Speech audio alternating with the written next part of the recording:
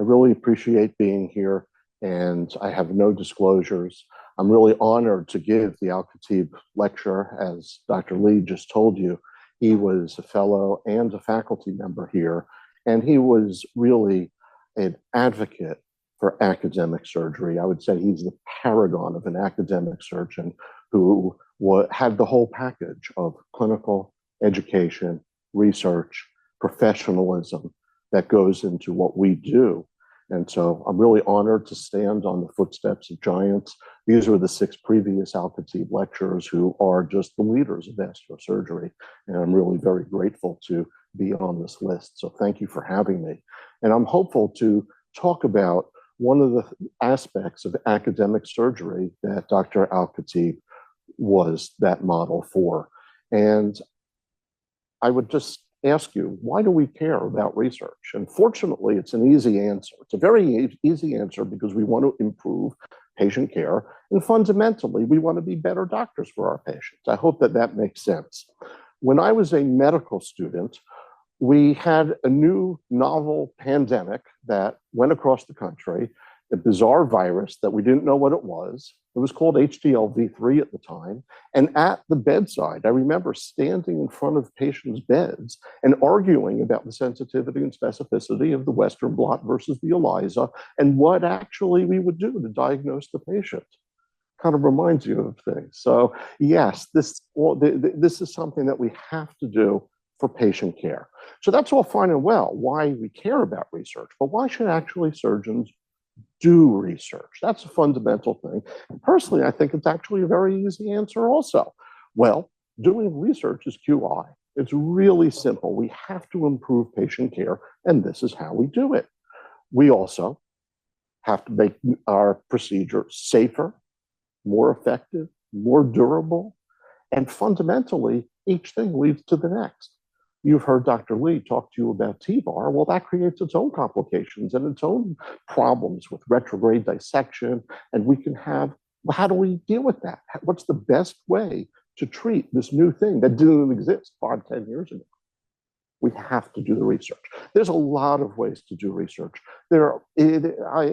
Everybody has their own preference and their own forte on what to do.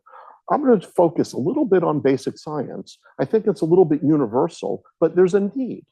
The PREVENT-3 and PREVENT-4 trials were the big molecular biology trials in peripheral vascular and cardiac surgery, where E2F decoy is a smooth muscle cell inhibitor of proliferation. So it was thought it would reduce neointimal hyperplasia.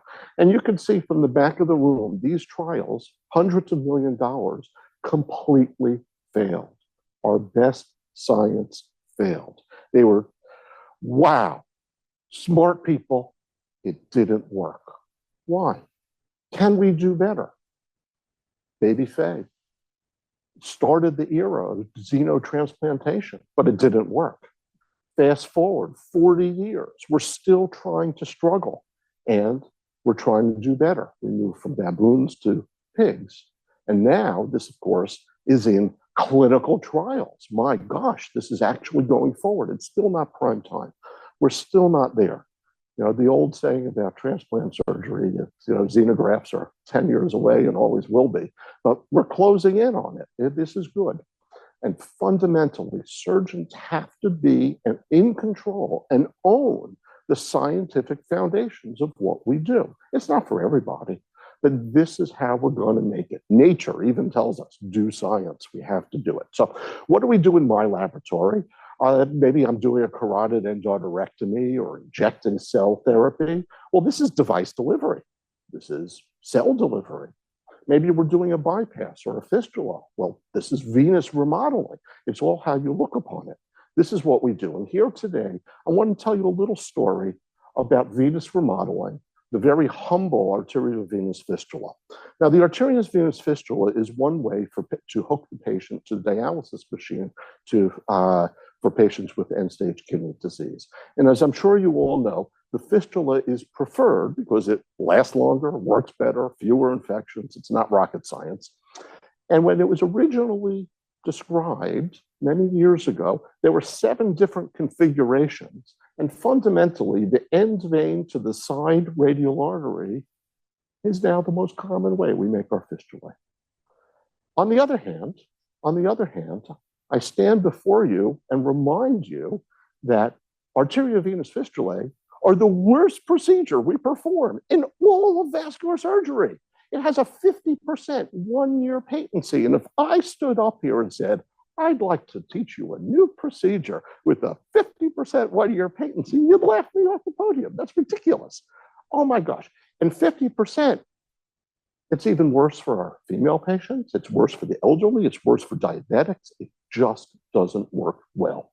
The problem is very aggressive perianastomotic neointimal hyperplasia. The smooth muscle cells are activated, they proliferate, migrate, deposit extracellular matrix, and make that space-occupying lesion that prevents the fistula from functioning correctly. And a lot of work has gone into trying to solve it. Clopidogrel, randomized trial, doesn't work. Fish oil, aspirin, doesn't work. Elastase, try to get matrix to get bigger, doesn't work. Vitamin D, doesn't work. I mean, I can go on forever. The HFM, a very influential research group studying this, after hormonal therapy didn't work, says, stop it, guys, come on. We need a better mousetrap. We need to figure out, is it mechanics, anatomy, metabolism, something? Please help. These patients are not getting any better right now. So what were we doing in our laboratory to try to solve this? Let me tell you a little bit story. So in case you haven't read the embryology textbooks recently, a little background information. In the early embryo, when cells are destined to become arteries and veins, cells that express Ephrin B2 become arteries. Cells that express FB4 become veins. Cells that express VEGFR3 become lymphatics. A little bit of information, good to know. Also, when we were beginning our lab, I was a new attending, we said, let's study vein grafts. That's something that's kind of fun.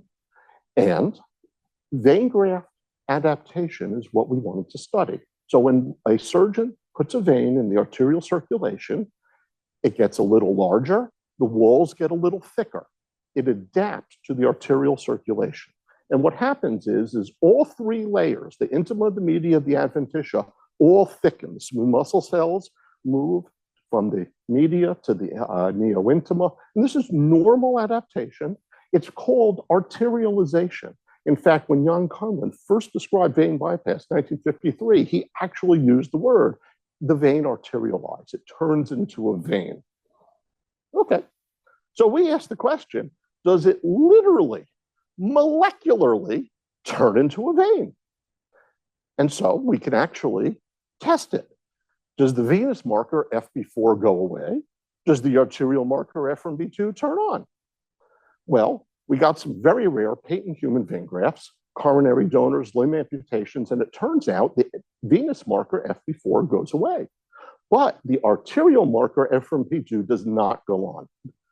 We made a rat model. FB4 goes away, Ephrin B2 does not turn on. So the veins stop being veins, but they don't turn into arteries. And we said, let's make a hypothesis. Maybe FB4 is an inhibitor, a brake. It stops multiple layers of smooth muscle cells from forming. In the early embryo, that's how you get a vein. Maybe we could use it for our patients. Wouldn't that be great? So we made a mouse model. Aki was a postdoc in the lab, made a mouse model, transplanted the vein graft, and same thing happened. FB4 went away, Ephrin B2 didn't turn on, and we used a mouse with a heterozygous FB4 mouse with less signaling, and if we have less of an inhibitor, we got a thicker vein. Well, we don't want to make a thicker vein, we want a thinner vein. So we activated FB4 with Ephrin B2 FC, its normal active ligand, and the vein didn't thicken. In fact, we had a little tiny layer of smooth muscle cells. Absolutely beautiful. Said, this would be very interesting. Let's test this in fistulae. So we made a mouse model of arteriovenous fistula. Needle puncture, through the aorta into the cava, hold pressure, and it's scarily similar to human AV fistulae. Develops perianastomotic neointimal hyperplasia, For the first month, day 28, they adapt. And then after day 28, about a third of them fail. And in female mice, they have reduced patency. There's a sex difference. They're scarily like human fistulae. And we asked, does FB4 go away? Does FMB2 not turn on? And of course, we were wrong. Every single marker turned on. Every venous marker turned on. Every arterial marker turned on. They were both venous and arterial identity. And as it turns out, all of these receptors, most of them are cellular receptors, are active because if we stimulated FB4 with FRB2FC, they didn't thicken and they had better patency. But we thought that this was probably not the best thing for translational clinical trials because they also didn't dilate. And it's going to be hard for the nurses to cannulate it. And as you know, the rule of six is the things have to blow up and actually make bigger veins. And they didn't do that. So we said, okay, if FB4 isn't working, what's downstream of it? Now, I'll tell you, I'm not going to show you all the data that it inhibits AKT, it's a caveolin-1 mechanism, it inhibits enos, but I do want to tell you, we asked a question. In what cells in the fistula was AKT active? It's kind of a, we kind of thought this is kind of a strange question because we said, if FB4 is in the endothelial cells, caveolin-1 is in the endothelial cells, enos, endothelial nitric oxide, is in the endothelial cells, wouldn't it be logical that AKT was in the endothelial cells? But we tested it. We have a hypothesis, we tested it. Monica Lee was a very brilliant postdoc in Bill Sessa's lab, and she made some mice that had very specific endothelial cell knockouts of AKT or smooth muscle cell knockouts of AKT. And we hypothesized that the endothelial cell knockouts of AKT would not thicken and would not dilate. And we did the experiment, and of course we were wrong. The smooth muscle cell ones didn't thicken and didn't dilate. But we were not unhappy because now this is a major cellular component of the fistula, which means we might actually be able to treat it. And the immediate downstream target of AKT is the mammalian target of rapamycin, which we can then treat with rapamycin, which of course we use for our patients. Of course, we treat our patients with rapamycin. Can we treat our fistulae with rapamycin? And what happens? We treated them with rapamycin. They didn't thicken. There was no effect on their diameter, but they had better patency. So rapamycin might be something that we could think of for clinical trials for humans. We can't really predict what's going to happen with the diameter, but that's a potential solution. Wouldn't that be nice? So we had our hypothesis of how FB4 is controlling venous adaptation. We know that smooth muscle cell AKT is important, and we could potentially treat it with rapamycin, but we asked, can we do better? No effect. Can we do on the diameter? Could we do better? So we said, what do smooth muscle cells do? They produce TGF-beta with via canonical SMAD or non-canonical TOC1 signaling. They control the matrix, and we know the matrix controls everything. It's all about the matrix. When that vein remodels, in fact, we showed that there's waves of coordinating remodeling of the extracellular matrix, which would make sense. If it was discoordinated, you'd spring a leak. The organism would bleed to death. That's a problem. So collagen comes early, fibronectin comes late. It's very, very organized. My call was resident in the lab, and he sat and he qPCR'd half the ECM molecules and looked over time, and he did a very careful analysis that gave us this important data. So we looked at TGF-beta signaling. We thought it was going to be in smooth muscle cells. Of course, we were wrong. It was in the endothelial cells. But canonical signaling regulates it. And non-canonical signaling in TOC1 also regulates it. TOC1 was there. And if we drive non-canonical signaling with lentiviral particles, we could fill our fistulae with collagen and fibronectin and make them strong and resistant to those needles that the nurses are sticking in our patients. Why am I telling you this story?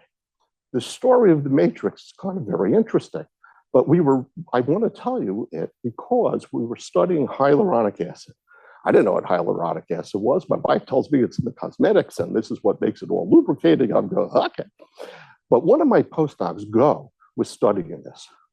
He was looking at the CD4 knockout mice, said, Dr. Dardik, I need a control experiment where everything is all inflamed so I can see the positive control and I can compare my knockout mice. I said, okay, why don't you just put some MCP1, some macrophage chemotactic protein on there? You're going to draw in all the macrophages and it's going to be a big mess. And wouldn't that be great? And of course, he's scratching his head thinking, I'm not sure I want to do this. It's going to be a little hard to figure out. But he did it anyway. And of course, things didn't go as we expected. In fact, instead of being a big inflammatory mess, they were the most beautiful, gorgeous fistulae that we ever saw. And they were filled with M2 macrophages. M2 macrophages are the regenerative macrophages as opposed to the M1 inflammatory macrophages. They were filled with M2 macrophages. And I am telling you this because this was the link that we still don't understand. If anybody understands why MCP1 brought in M2 macrophages, we could talk afterwards. I have no idea why, but it did. And since it did, we found that M2 macrophages came in. Why am I so excited about this? For 50 years, vascular surgeons know that macrophages came into our post-op reconstructions. And we had no idea, is it good, is it bad? Do we want them, do we not want them? We found a link in our fistulae. And as it turns out, they're critical if you knock out the M2 macrophages. In fact, they don't build their walls and they completely fail rapidly. We know these M2 macrophages are good.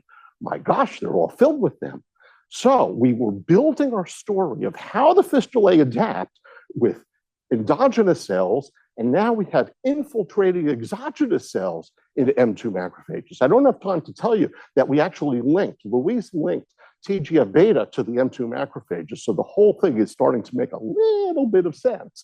I just wanted to show you a gorgeous picture that Wei Cheng just took of our macrophages, and you can just see in the red the cells coming in and infiltrating into the fistula. It's absolutely beautiful. Okay, so we asked, how did the macrophages get there? And we were interested in the T cells. We were very interested in T cells. As I'm sure you all know, the T cells, different populations of T cells could stimulate different populations of macrophages.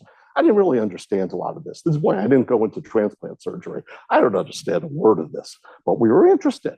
And I had actually a really, really smart postdoc named Yutaka. He's a Japanese vascular surgeon. He came to the lab and he said, well, you know something? Your macrophages in your model come in around day 7.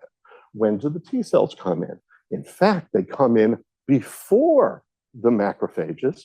They are at day 3. And is it possible that A stimulates B? Can that actually happen? So to test this, he made fistulae in nude mice, in athymic nude mice that don't make T cells, of course, so they had fewer macrophages and they don't make their walls. I told you the M2 macrophages make the walls of the fistulae and they're not making them, they're thinner.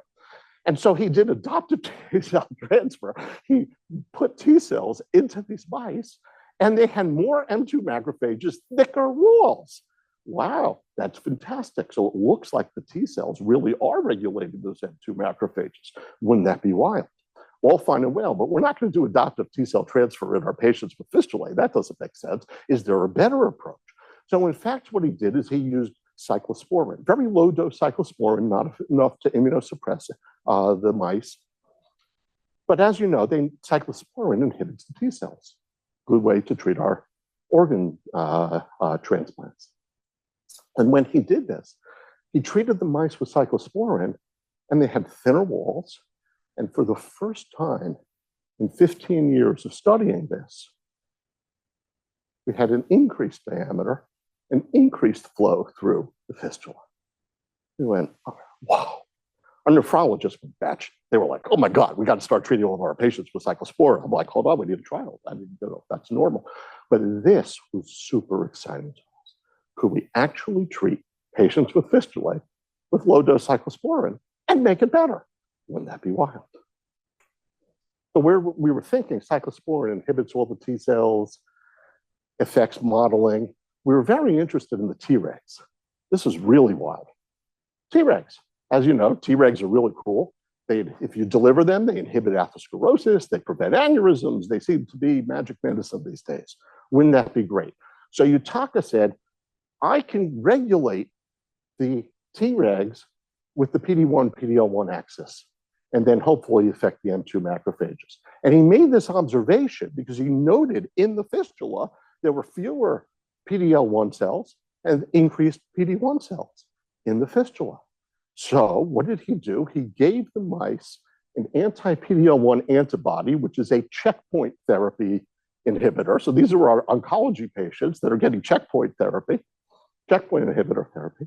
And he found when he gave it to them, they had fewer Tregs, fewer M2 macrophages, thinner walls, and worse patency. So it really does work. What was really fascinating was they were failing because they were thrombosing. They had endothelial cell inflammation. Why am I telling you this? Why am I telling you this in the general surgery audience? Because this affects our patients that you will see. In our onc center, sometimes when patients are getting checkpoint inhibitor therapy and they get renal failure, put in not a fistulae, but a graft. Because the fistula can be inflamed and will fail. So this mouse experiment was instantly translated into practice in our place. Amazing. So Carly and Brian are now working on Tregs regulating macrophage subsets. They're going next month at VRIC, they're going to show that whether we use a pharmacological approach or a knockout mouse approach, the CCR4 axis regulates the wall thickening. So we're starting to refine what aspect of the Tregs, this Treg migration that we think from the lymph nodes, are all starting to regulate this. The Treg migration from the lymph nodes are affecting the fistulae. It's wild. But this is what the immunology is doing. This is the importance of immunology. And in fact, another example of the importance of immunology is the sex differences. As you know, sex differences in the immune system can regulate and account for the sex differences in the fistula. So in fact, we're starting to believe that the immunology of the developing, maturing fistula is a very exquisite regulator that can lead to personalized medicine and therapy for better fistula. That's amazing. So we're building this whole model of endogenous cells, of infiltrating cells, and you're all looking at me and saying, it's all great in the mouse, but can we actually translate this into a person? Let's find out. We noticed. We didn't notice. Everybody knows. Our whole field of vascular surgery knows that when you swing the vein over to the artery, that swing segment is exactly where the perianestemotic neointimal hyperplasia develops. Coincides with the geometry. So we had a hypothesis. In the operating room, when we take those mets and dissect out the cephalic vein so that we could swing it over, is it possible that there's just a little bit of wall hypoxia that will then activate the smooth muscle cells and cause them to proliferate, migrate, deposit matrix? Is it possible? Nirvana is a French vascular surgeon, very smart. She's actually the youngest professor of vascular surgery in the whole entire country now. But back when she was a trainee and came to our lab, she asked the question, in your mouse model that you've been telling me all about, can I detect any evidence of hypoxic signaling? Can I detect NOx? Can I detect reactive oxygen species? HIF1 alpha? Is there anything that I could detect? Maybe, just a hint. Well, as it turns out, every single thing we looked at, direct assay, PCR, RNA, protein, every molecule we looked at was lighting up with hypoxic injury. There's a massive hypoxic injury. Now, whether it's hypoxic or not, we don't know, but it's certainly the hypoxic injury response. This is interesting. Maybe this is part of the problem. And so we reasoned with our patients, maybe, is there anything we can do to avoid a hypoxic injury? And if we're doing it by dissecting out that vein, maybe we shouldn't dissect out the vein. Don't dissect out the vein. And we thought, don't injure the vein, don't touch it, don't dissect it, don't clamp it, don't loop it, don't touch it. Well, that's all fine and well, but then how do you make a fistula? If you don't dissect it out, you don't swing it over the artery, how do you make a fistula? Well, if you don't swing the vein to the artery, you swing the artery over to the vein. swing the artery of the vein, just like the cardiac surgeons do radial artery pedicles. Okay, great. Let's do a radial artery pedicle, swing it over. And we reported this a few years back. We compared historical controls to our fistula, and we reported the radar procedure. Yes, our nephrologist came up with the radar, radial artery implantation, deviation, and reimplantation. Oh, crazy. But we reported our 3-year results during the pandemic, so very few people knew about this. But as it turns out, in humans, 3-year results, radar has significantly fewer stenoses that need reintervention. Primary patency, 3-year primary patency is increased from 40 to 60%. Secondary patency is increased to 95%. And what really we were thrilled about is you get the same results in female patients. Unbelievable. Radar really makes the procedure better. It's the same radial cephalic fistula that we do all the time. But instead of swinging the vein over to the artery, you swing the artery over to the vein. We had a nice talk yesterday. When I talked to the vascular surgeons, we talked all about the technical details of this procedure. Basically, use a tourniquet. That's how you clamp it. And it's very straightforward to do. And I think surgeons can be able to do it right away. Well, I was going to say, there's the completed picture. And here's me in the OR with one of our chief residents, Tanner, doing a radiocephalic fistula. It actually works. So we went back to the laboratory and we said, is this really biology or is this just good technique? And so Huanglong and Yolanta made a rat model. On one side, they swung the vein over to the artery, the conventional procedure. On the other side, they swung the artery over to the vein, the radar configuration. And they found that the radar side had better laminar flow, better markers of endothelial health, KLF2 and phosphoenos. And we used a computational model with Jay Humphrey's lab, and we showed better hemodynamics. It really is biology by swinging this over, by doing something different in the operating room, something that any surgeon can do and do today in the operating room. This is currently in clinical trials. So the clinical trial, Nirvana went home and started doing radar. She comes from Nice, France, which is a very high volume dialysis access center. The whole southeast of France and Monaco is a captive population. They have 100% of all the patients. And so they were able to very rapidly get all of the patients. And so this is a randomized trial. It is finished accruing, and now they're following, and we're waiting for it to be published. So what I have told you is that AV fistula maturation has endogenous cells, and there's infiltrating cells. And to complicate it, we now have hemodynamics superimposed on it. There's a lot of things going on here in this humble vein that's remodeling. What are we doing to work out the hemodynamics?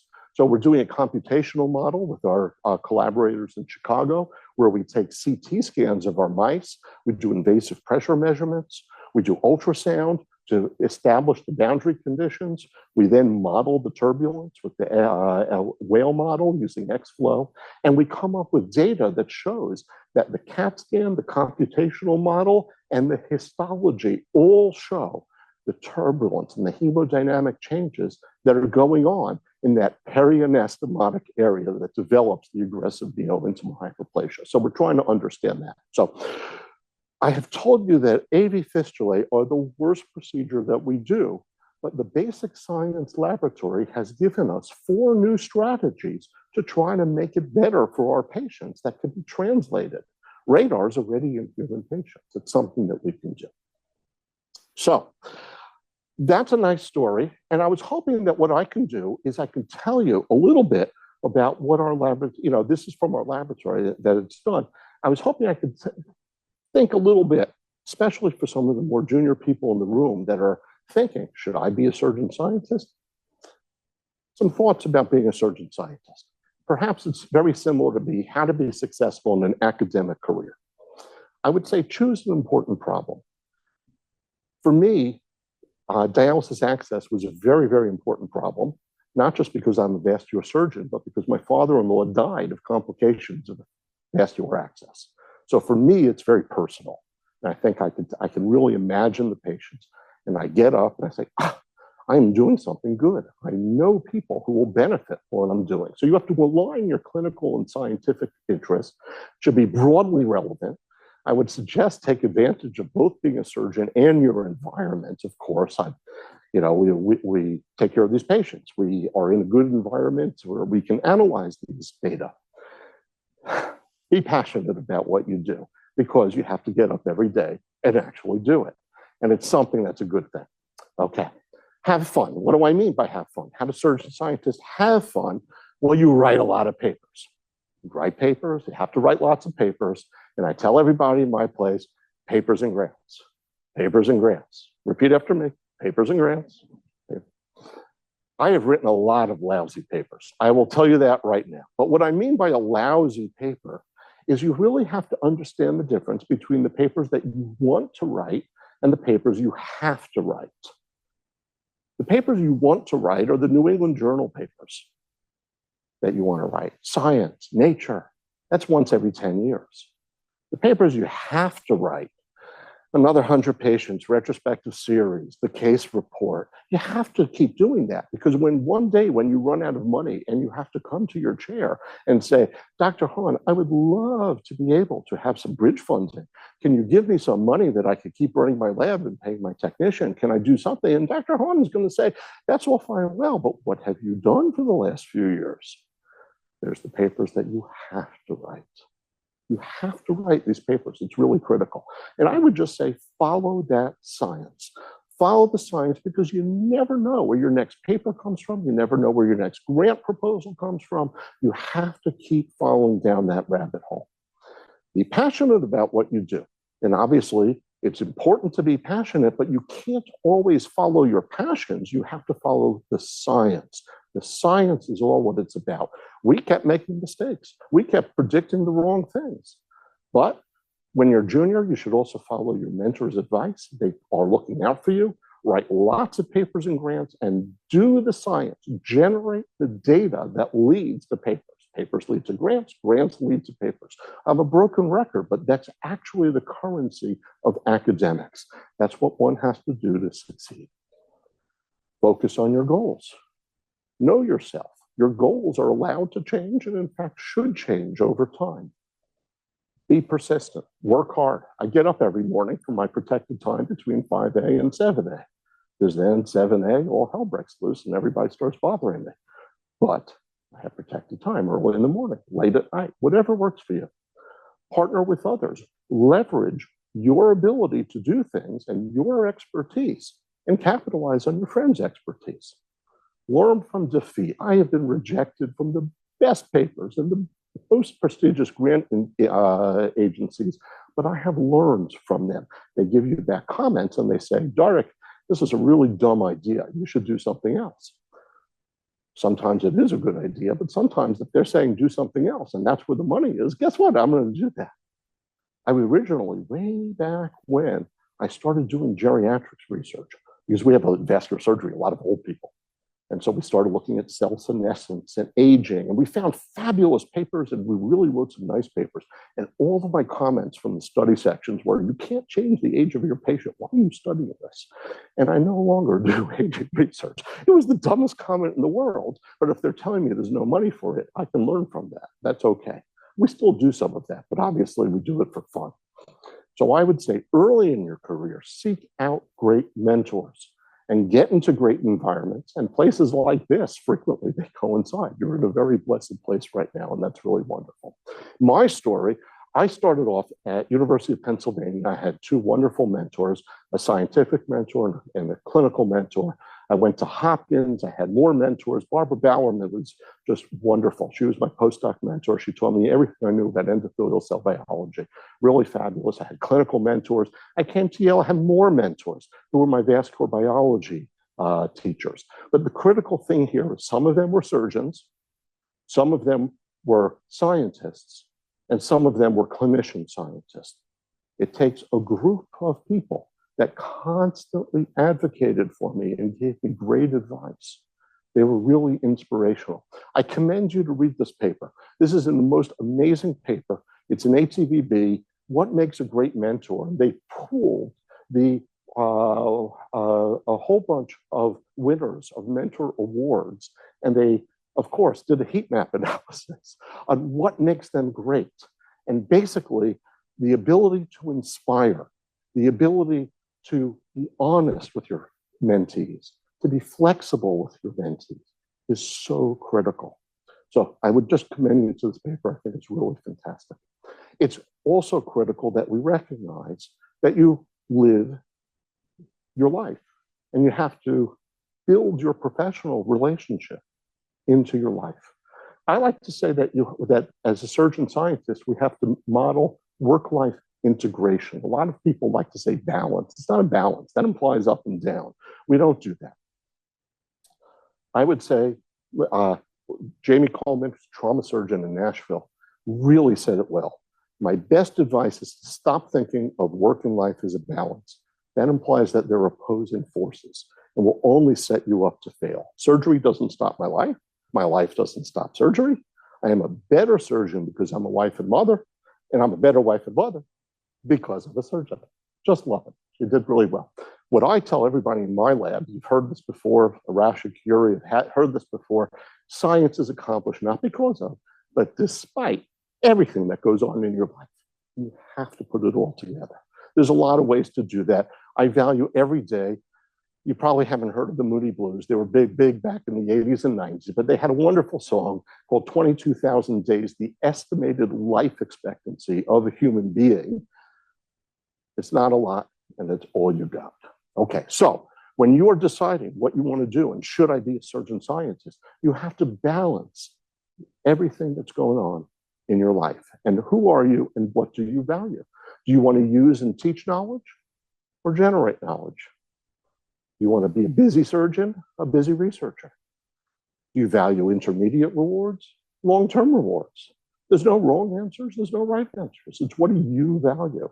One of the things that always guided me was, what is your rewards? What motivates you? What are you passionate about? If you value intermediate rewards, maybe you want to take care of people. If you value long-term rewards, maybe you think on a scientific level. Maybe you do both. And that's why we have surgeon scientists. You will also hear that there's some sort of academic ladder. And I will tell you that's not true. It implies a progression, and that if you fall off the progression, you fail. That's not true. Academics is a tree. And yes, there's a sequence, but there are branches, and the branches have leaves. And to make a successful tree, you need all the branches and all the leaves. And maybe you want to be a division chief. Maybe you want to be a dean. Maybe you want to be a principal investigator. Notice how I put that on the top. You could change. You might be a division chief, and then one day you're a service line chief, and then you become the chair. You're allowed to go back and forth. It's not a failure. So I really don't like the concept of the ladder.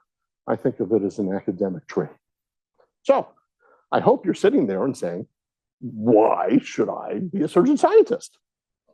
I have absolutely no idea why you should be a surgeon scientist, but I can tell you why I am a surgeon scientist.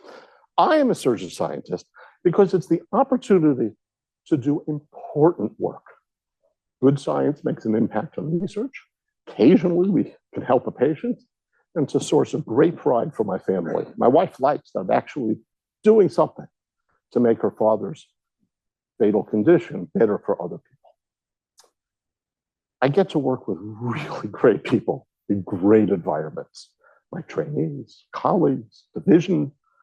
I get to work with leaders in the school and professional societies, collaborators, friends. Here I am. I take a trip to Stanford. How wonderful. And get to actually appreciate the hospitality of Dr. Lee and his division of vascular surgery. Absolutely magnificent. I have a wonderful work-life integration. I have some control of my time compared to being a resident, of course, but back when I used to be an extremely busy clinical surgeon, yeah, I was on call, and then the next day I get feels like you get hit in the head with a 2x4. You just can't write that paper, and sometimes maybe you can't drive safely, and sometimes there's issues with being so busy clinically. But it allows me a little bit of integration. And yes, it is true. It is being busy. You want it all, but that's the good news. That's a feature, not a bug. So I will just say, in the name of work-life integration, I thank you for listening to me. I thank you for the opportunity to be here. This is my personal family and my professional family. And I thank you on their behalf, especially not just for having me, but for the opportunity to be the 7th Weesam Al-Khatib Visiting Professor. And I really appreciate the warm welcome here. Thank you.